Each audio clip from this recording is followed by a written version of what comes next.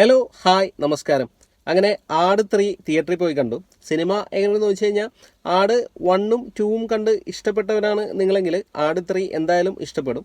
അതുപോലെ തന്നെ സെയിം ഒരു മാറ്റവും. അതുപോലെ തന്നെ മണ്ടത്തരങ്ങളും കാര്യങ്ങളൊക്കെ ആയിട്ട് ഷാജി പാപ്പനും ടീമും വീണ്ടും തിരിച്ചു വന്നിരിക്കുകയാണ്. അപ്പോൾ ഫസ്റ്റിലും സെക്കൻഡിലും പോലെ തന്നെ ഒരു സംഭവം അതിൻ്റെ പുറകെയുള്ള ഇവരുടെ എല്ലാവരുടെയും ഒരു ഓട്ടപ്പാച്ചിലാണ് സിനിമ പറയുന്നത്. അപ്പോൾ മിഥുൻ മാനുവൽ തോമസ് ആണ് സിനിമ കഥ എഴുതി സംവിധാനം ചെയ്തിരിക്കുന്നത്. സിനിമയുടെ മെയിൻ അട്രാക്ഷൻ എന്ന് പറഞ്ഞാൽ ഇവർ ടൈം ട്രാവൽ സംഭവമാണ് ഇതിൽ പിടിച്ചിരിക്കുന്നത്.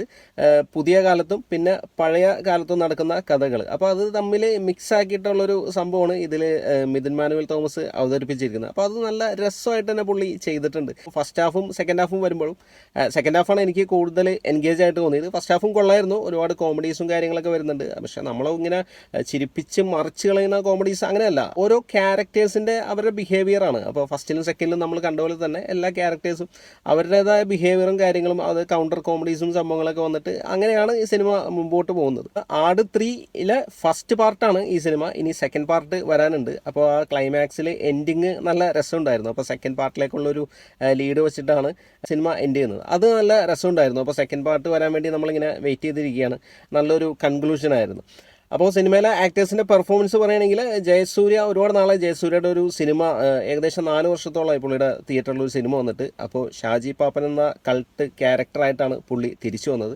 അത് എന്തായാലും ഗംഭീരമാക്കിയിട്ടുണ്ട്. നന്നായിട്ട് തന്നെ പുള്ളി പെർഫോം ചെയ്തിട്ടുണ്ട്. നേരത്തെ പറഞ്ഞ പോലെ ടൈം ട്രാവൽ ആയതുകൊണ്ട് 2 റോളാണ്, പഴയൊരു രാജാവിൻ്റെ കഥാപാത്രവും പിന്നെ നമ്മുടെ ഷാജി പാപ്പൻ്റെ കഥാപാത്രവും. രണ്ടും പുള്ളി നന്നായിട്ട് തന്നെ ചെയ്തിട്ടുണ്ട്.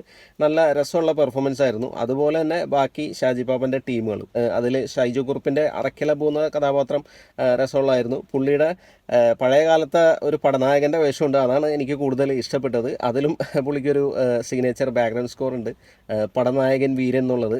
നല്ല രസമായിട്ട് തന്നെ വന്നിട്ടുണ്ട്.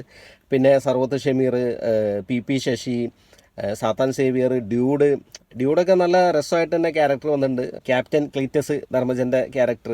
മെയിൻ സ്ട്രീമിലുള്ള ഈ ക്യാരക്ടേഴ്സ് ഇവരുടെ ടൈം ലൈൻ ബാക്ക് പഴയ കാലത്തിലേക്ക് വരുമ്പോഴും എല്ലാവർക്കും നല്ല ആപ്റ്റായിട്ടുള്ള റോൾ തന്നെയാണ് കിട്ടിയിരിക്കുന്നത്. അപ്പോൾ അതും നല്ല രീതിയിൽ തന്നെ അവർ പ്രസൻറ്റ് ചെയ്തിട്ടുണ്ട്. അപ്പോൾ ഒരുപാട് ഡയലോഗ് ഹ്യൂമേഴ്സ് ഉണ്ട് ഈ സിനിമയിൽ. അതൊക്കെ നല്ല രസമായിട്ട് തന്നെ സിനിമയിൽ വർക്കായിട്ടുണ്ട്. പിന്നെ സിനിമയുടെ പ്രൊഡക്ഷൻ ക്വാളിറ്റി നല്ല രസമുണ്ടായിരുന്നു.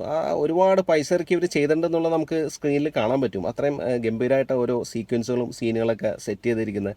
പിന്നെ സിനിമയുടെ മ്യൂസിക് നന്നായിട്ട് തന്നെ വന്നിട്ടുണ്ട്. എല്ലാവരുടെയും ബാക്ക്ഗ്രൗണ്ട് സ്കോർ വരുന്നതും പിന്നെ അല്ലാതെ തന്നെ സിനിമയിലുള്ള മ്യൂസിക്കും കാര്യങ്ങളും സൗണ്ട് ഡിപ്പാർട്ട്മെൻറ്റും എല്ലാം നല്ല രസമായിട്ട് തന്നെ തിയേറ്ററിൽ കേൾക്കാൻ പറ്റി. സിനിമാറ്റോഗ്രാഫി, എഡിറ്റിങ് എല്ലാം കൊണ്ടും മൊത്തത്തിൽ ഓക്കെ ആയിരുന്നു സിനിമ. ഒരു ലോജിക്കും കാര്യങ്ങളൊന്നും നോക്കാതെ ജസ്റ്റ് ആട് 1 and 2 കണ്ട് ഇഷ്ടപ്പെട്ടവരാണെങ്കിൽ തിയേറ്ററിലേക്ക് ധൈര്യമായിട്ട് പോവാം. നിങ്ങൾക്ക് കണ്ട് ചിരിച്ച് ആസ്വദിക്കാനുള്ള സിനിമ തന്നെ ഉണ്ട്. അതിൻ്റെ കൂടെ ഈ ടൈം ട്രാവൽ പരിപാടിയും കൂടി വന്നു കഴിയുമ്പോൾ സിനിമ കുറച്ചും കൂടി ഇൻട്രസ്റ്റിംഗ് ആയിട്ട് നല്ല രസമായിട്ട് കണ്ടിരിക്കാവുന്നൊരു സിനിമ തന്നെയാണ്. അപ്പോൾ ഫാമിലിയൊക്കെ ആയിട്ട് പോയി കണ്ട് എൻജോയ് ചെയ്യാവുന്നൊരു സിനിമ തന്നെയാണ് ആട് 3. അപ്പോൾ എന്തായാലും ആട് 3 പാർട്ട് 1 കൊള്ളാം. ആട് 3 പാർട്ട് 2 വേണ്ടിയിട്ട് കട്ട വെയിറ്റിംഗ് ആണ്. അപ്പോൾ സിനിമ നിങ്ങൾ കണ്ടിട്ടുണ്ടെങ്കിൽ നിങ്ങളുടെ അഭിപ്രായം കൂടി ഒന്ന് കമൻറ്റ് ചെയ്യാം. വീഡിയോ ഇഷ്ടപ്പെട്ടെങ്കിൽ ഒന്ന് ലൈക്ക് ചെയ്യാം, ചാനൽ ഒന്ന് സബ്സ്ക്രൈബ് ചെയ്താൽ സന്തോഷം. പുതിയൊരു വീഡിയോയുമായി നമുക്ക് വീണ്ടും കാണാം. Thanks for watching. ബൈ.